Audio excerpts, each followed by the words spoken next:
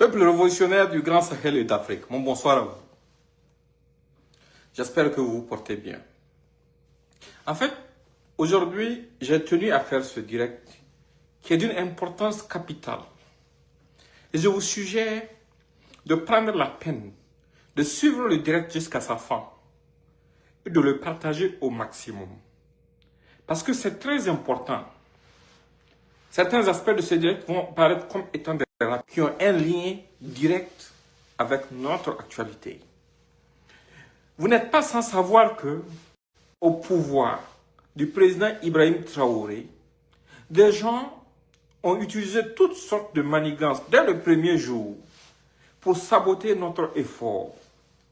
Mais pour pouvoir comprendre même le contexte de l'arrivée du président Traoré, il faut remonter dans notre passé. Et ceux qui ont servi dans nos armées, ou qui ont servi comme VDP, et qui ont combattu pour ce pays sous ce drapeau avant l'arrivée du président Traoré, peuvent vous dire fièrement la différence. Parce que d'abord, il faut remettre les choses dans leur contexte. Ce terrorisme-là n'a pas commencé sous un régime militaire. Ça a commencé sous un régime soi-disant démocratiquement élu et civil. Et c'est sous ce régime que ça s'est amplifié.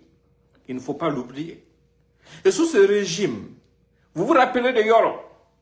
Yoro a averti le peuple burkinabé pour dire que la lutte, le pays avait été vendu. Effectivement, le pays avait été vendu. La lutte du peuple sacré du Burkina Faso avait été vendue. Le peuple sacré de notre pays avait été sacrifié.